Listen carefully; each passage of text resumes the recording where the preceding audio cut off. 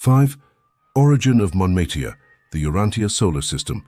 57.5.1, 655.6.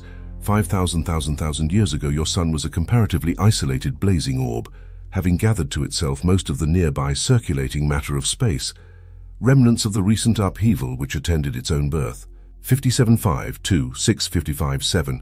Today your sun has achieved relative stability, but its 11.5-year sunspot cycles betray that it was a variable star in its youth.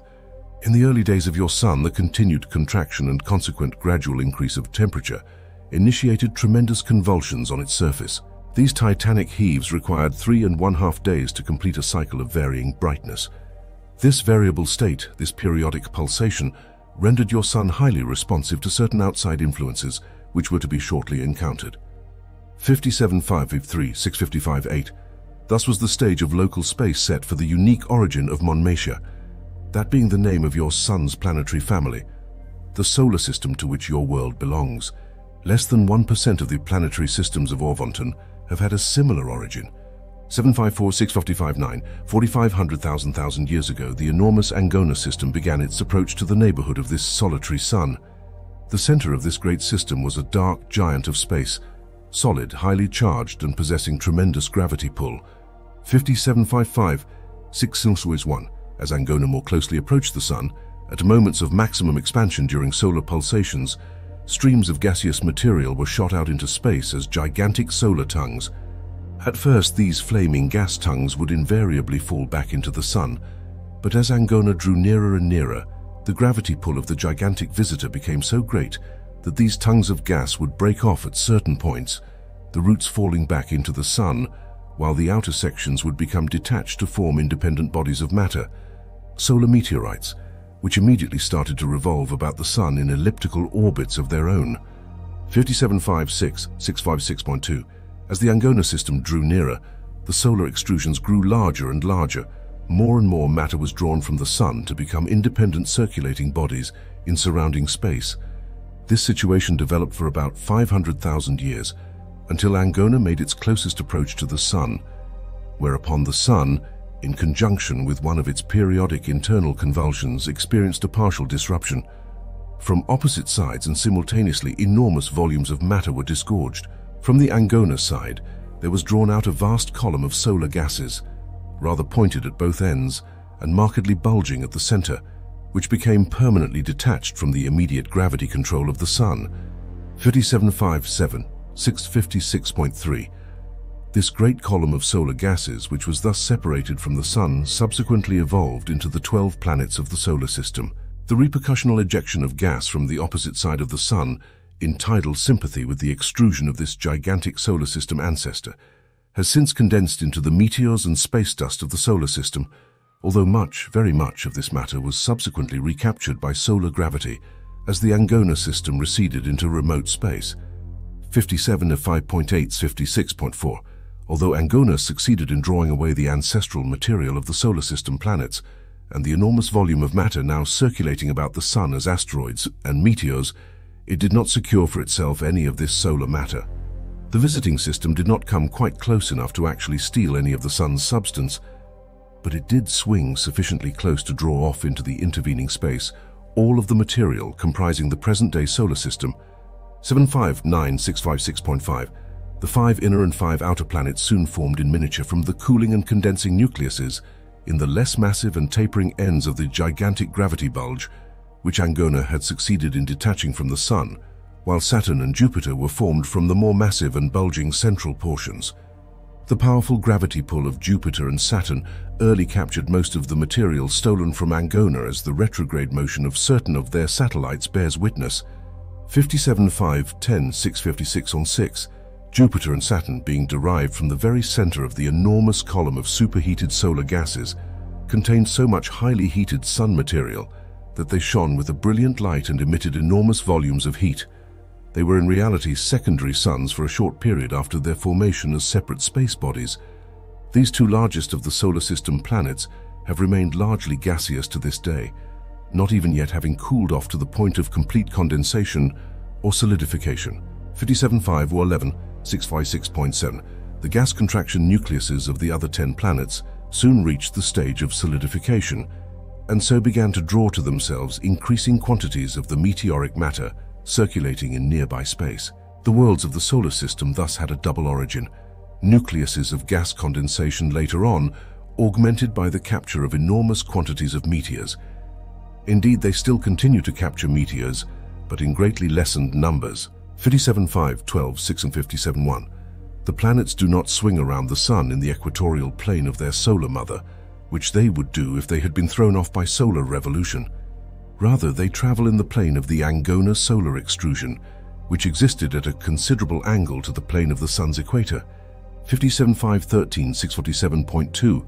While Angona was unable to capture any of the solar mass, your Sun did add to its metamorphosing planetary family some of the circulating space material of the visiting system.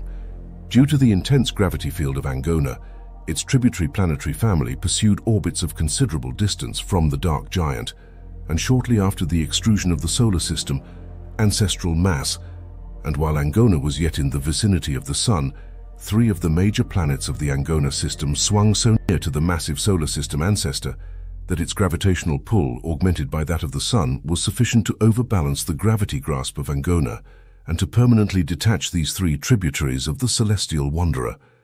57.514, 647.3. All of the solar system material derived from the Sun was originally endowed with a homogeneous direction of orbital swing, and had it not been for the intrusion of these 3 foreign space bodies, all solar system material would still maintain the same direction of orbital movement. As it was, the impact of the 3 Angona tributaries injected new and foreign directional forces into the emerging solar system, with the resultant appearance of retrograde motion. Retrograde motion in any astronomic system is always accidental, and always appears as a result of the collisional impact of foreign space bodies. Such collisions may not always produce retrograde motion, but no retrograde ever appears except in a system containing masses which have diverse origins. 6. The solar system stage, the planet-forming era 57.611, 57.4. Subsequent to the birth of the solar system, a period of diminishing solar disgorgement ensued. Decreasingly, for another 500,000 years, the Sun continued to pour forth diminishing volumes of matter into surrounding space. But during these early times of erratic orbits, when the surrounding bodies made their nearest approach to the Sun, the solar parent was able to recapture a large portion of this meteoric material. 57.62, 657.5. The planets nearest the Sun were the first to have their revolution slowed down by tidal friction. Such gravitational influences also contribute to the stabilization of planetary orbits, while acting as a brake on the rate of planetary axial revolution, causing a planet to revolve ever slower until axial revolution ceases, leaving one hemisphere of the planet always turned toward the Sun or larger body, as is illustrated by the planet Mercury and by the Moon, which always turns the same face toward Urantia. 57.63, 657.6.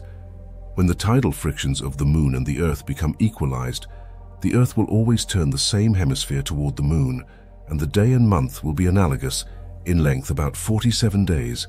When such stability of orbits is attained, tidal frictions will go into reverse action, no longer driving the Moon farther away from the Earth, but gradually drawing the satellite towards the planet. And then in that far distant future, when the Moon approaches to within about 11,000 miles of the Earth, the gravity action of the latter will cause the Moon to disrupt, and this tidal gravity explosion will shatter the Moon into small particles, which may assemble about the world as rings of matter resembling those of Saturn, or may be gradually drawn into the Earth as meteors. 376.4, 648.1. If space bodies are similar in size and density, collisions may occur. But if 2 space bodies of similar density are relatively unequal in size, then, if the smaller progressively approaches the larger, the disruption of the smaller body will occur when the radius of its orbit becomes less than 2½ times the radius of the larger body. Collisions among the giants of space are rare indeed, but these gravity-tidal explosions of lesser bodies are quite common. 57.6.5, 6 and 48.2. Shooting stars occur in swarms because they are the fragments of larger bodies of matter which have been disrupted by tidal gravity, exerted by nearby and still larger space bodies. Saturn's rings are the fragments of the disrupted satellite. One of the moons of Jupiter is now approaching dangerously near the critical zone of tidal disruption, and within a few million years will either be claimed by the planet or will undergo gravity-tidal disruption. The fifth planet of the solar system of long, long ago traversed an irregular orbit, periodically making closer and closer approach to Jupiter until it entered the critical zone of gravity-tidal disruption, was swiftly fragmentized, and became the present-day cluster of asteroids. 57266 or 6583, 4,000 years ago, witnessed the organization of the Jupiter and Saturn systems, much as observed today except for their moons, which continue to increase in size for several billions of years. In fact, all of the planets and satellites of the solar system are still growing as the result of continued meteoric captures. 5767 65814, 3,500,000 years ago, the condensation nucleuses of the other 10 planets were well formed, and the cores of most of the moons were intact, though some of the smaller satellites later united to make the present-day larger moons. This age may be regarded as the era of planetary assembly.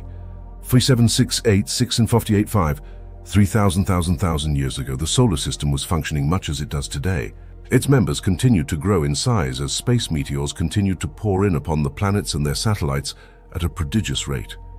576 and 65816.